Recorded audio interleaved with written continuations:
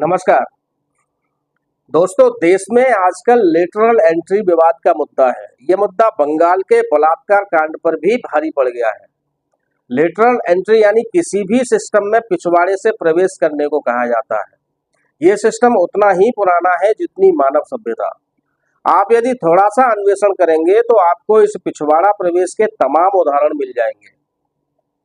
Lateral entry एक सुरक्षित उपक्रम है। हमारे यहाँ घरों से लेकर कानून और सियासत में एक ना एक लेटरल एंट्री गेट होता ही है और होना भी चाहिए। घरों में लेटरल एंट्री आपातकाल के लिए बनाई जाती है। कानून में लेटरल एंट्री की व्यवस्था बचाव के लिए की गई है और राजनीति में लेटरल एंट्री उन लोगों के लिए की गई है जो या तो चुनाव नहीं लड़ सकते या फिर चुनाव हार जाते हैं। हमारी संसद का उच्च सदन, जिसे आप राज्यसभा के रूप में जानते हैं, लेटरल एंट्री के जरिए ही सजाया जाता है। लेटरल एंट्री आखिर लेटरल एंट्री है, उस पर सियासत होना चाहिए या नहीं, यह विवाद का एक नया विषय हो सकता है। ताजा विवाद केंद्र सरकार द्वारा लेटरल एंट्री के जरिए 45 विशेषज्ञों की विभिन्न केंद्रीय मंत्रालयों में संयुक्त सचिव, निदेशक और उप सचिव जैसे प्रमुख पदों पर नियुक्ति करने की घोषणा के बाद शुरू हुआ है। संघ लोक सेवा आयोग की सेवाओं में लेटरल एंट्री को लेकर सियासी सरगर्मी शुरू हो गई है। कांग्रेस अध्यक्ष मल्लिकार्जुन खड़गे ने लेटरल एंट्री के माध्यम से भर्ती को लेकर केंद्र सरकार और भारतीय जनता पार्टी पर निशाना साधा है। खड़गे ने दावा किया है कि यह आरक्षण छीनकर संविधान को बदलने का भाजपाई चक्रव्यूह है। इससे पहले भी कांग्रेस ने इस मुद्दे पर सरकार पर निशाना साधा था। लोकसभा में विपक्ष के नेता राहुल गांधी ने आरोप लगाया कि इससे आरक्षण खत्म हो जाएगा। राज्यसभा में लेटरल एंट्री का विरोध इसलिए नहीं होता क्योंकि सभी राजनीतिक दल इसका लाभ उठाना चाहते हैं, लेकिन नौकरशाही में लेटरल एंट्री पर हंगामा स्वाभाविक है। इसके जरिए सरकार अपनी पसंद के लोगों को महत्वपूर्ण पदों पर विशेषज्ञ बनाकर बैठाती है। यह एक तरह का उपकार भी है और औजार भी।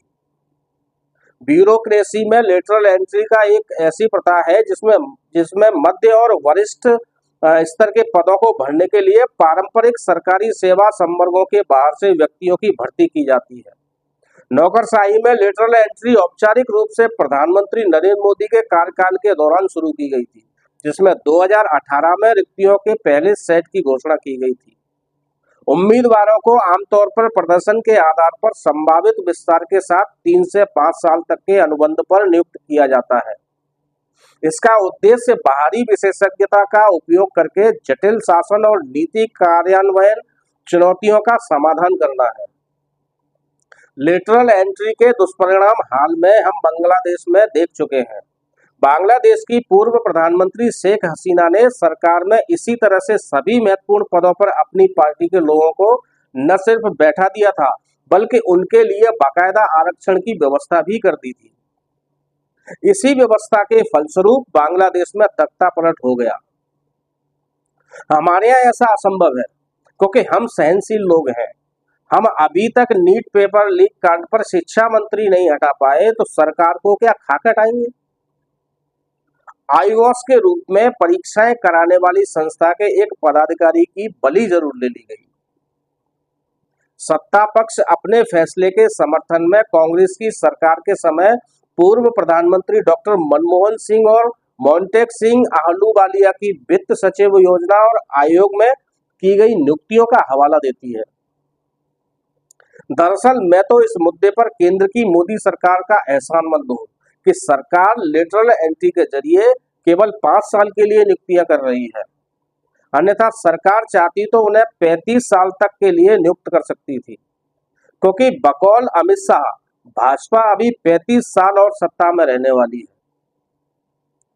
मुझे इस बात पर भी आपत्ति है कि कांग्रेस समेत तमाम विपक्ष लेटरल एंट्री के मुद्दे पर सारी लड़ाई एक्स पर लड़ रही है, जबकि ये लड़ाई सोशल मीडिया पर नहीं, सड़क और अदालतों में लड़ी जाना चाहिए।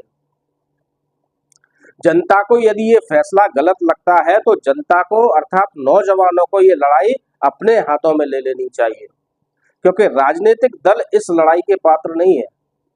वे सब एक ही थैली के चट्टे बट्टे हैं। अगर लेटरल एंट्री खराब व्यवस्था है तो इसे अदालत में भी चुनौती दी जानी चाहिए, अन्यथा तिल का ताड़ बनने का कोई लाभ नहीं। मुझे क्या, देश के अधिकांश लोगों को पता है कि भाजपा सरकार ने पिछले 10 साल में तमाम विश्वविद्यालयों और नेशनल बुक ट्रस्ट जैसे तमाम संगठनों में संघदक्ष लोग बैठा दिए हैं, जो लगातार शिक्षा, समाज, अर्थव्यवस्था और इतिहास के साथ ही विभिन्न कलाओं का संघीकरण करने में जुटे हैं। कांग्रेस और विपक्ष इन्हें रोकने में पूरी तरह से नाकाम रहे हैं। पिछली सरकार तो भाजपा की ताकतवर सरकार थी, ये सरकार तो बैसाखियों पर टिकी सरकार है, कमजोर सरकार है, लेकिन पूरे जोर शोर से अपने हिडन एजेंडे पर काम कर रही है। मुझे नहीं लगता कि देश का कथित रूप से ताकतवर विपक्ष बैसाखी सरकार को सिस्टम में संघियों की लेटरल एंट्री को रोक पाएगा। दोस्तों, आपको ये वीडियो अच्छा लगा हो तो वीडियो को लाइक करके चैनल को सब्सक्राइब जरूर करें, और यदि ये वीडियो आप फेसबुक पर देख रहे हैं तो वीडियो को लाइक शेयर करने के साथ पेज को फॉलो भी करें। नमस्कार।